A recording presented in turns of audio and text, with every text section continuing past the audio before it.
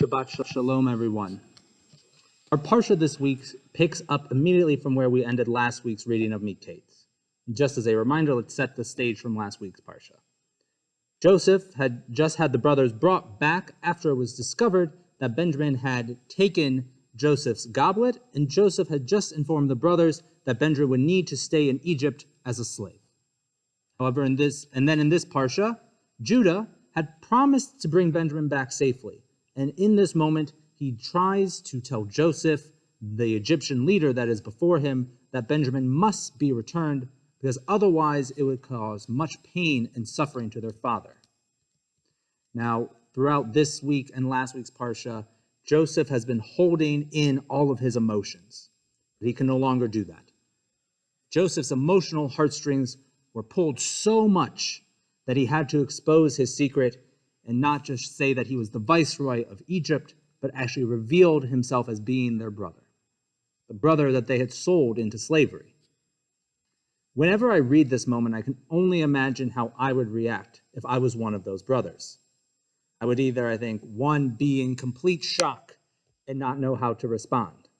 And as a matter of fact, that is actually exactly how the brothers do respond in this moment. Or option two, I think I would be turning my back, trying to run away as quickly as possible, because I could not imagine how my brother, who I had sold into slavery, would react to seeing me, especially as Joseph was the one in complete control. Joseph himself is entirely aware that this is how his brothers might react, and he immediately jumps in to try and squash those anxious thoughts. In chapter 45, verse 5, Joseph tells his brothers, "Ve'ata al ta'atzvu ve'al yachar ba'nechem, ki machratem oti hena ki lemichya shalachni Elohim lifnechem." In the English, "Now, do not be distressed or reproach yourselves because you sold me hither. It was to save life that God sent me ahead of you. It is now 2 years that there have been famine in the land, and there are still 5 years to come in which there will be no yield from tilling. And God has sent me ahead of you to ensure your survival on earth and to save your lives in an extraordinary deliverance." To me, these words from Joseph are remarkable, and he teaches us all an amazing lesson.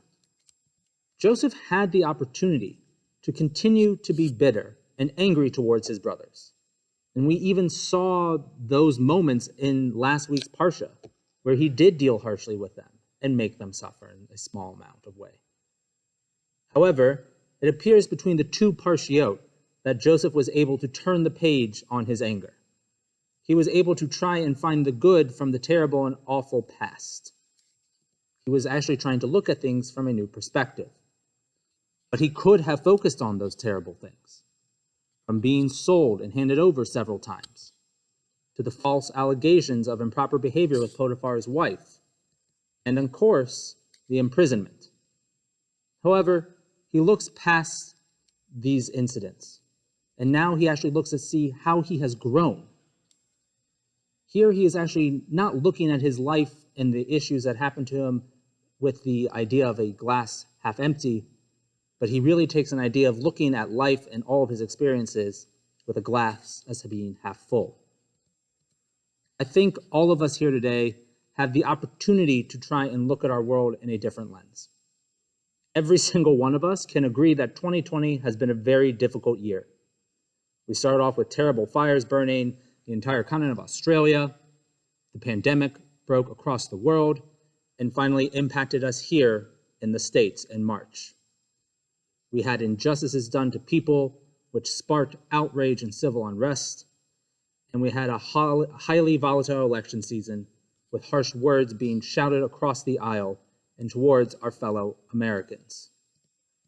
We ourselves can relate to the deep emotional feelings and unrest that Joseph must have been feeling from the time he was sold until the time that he was released from jail by Pharaoh.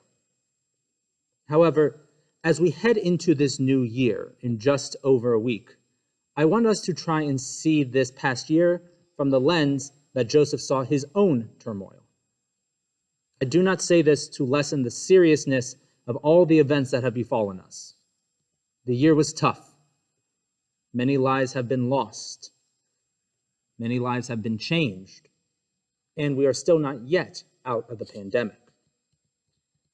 However, are there ways that we can look at 2020 with a more positive light? Is there anything that we can pull out from this past year? Just as 2020 has been rough, it also has provided unique opportunities for us. I was able to have various holidays with my family during this time. Granted, it was via Zoom, but we had never imagined using Zoom in that way before. There was nothing stopping us from doing this prior to COVID, but the reality of our new normal made this seem like an obvious option to connect. And I am grateful for that, especially being so far away from my loved ones. We now see a growing movement to try and address the issues of our communities of color, and we are now driven as a religion and as a community to think about Jews of color and how we and communities nationwide are able to try and help them and try and support them. Here in Minnesota, they even caused the formation of a new organization, the Multiracial Jewish Association of Minnesota, which is trying to address some of these issues. And with more people needing assistance with food and essential items, it has motivated us here at Temple of Aaron to do our part by having not one, but several donation drives to help those in the Twin Cities who are struggling right now. And on a more personal level for each of us, it meant that we got to be with our immediate family in our homes more than ever before.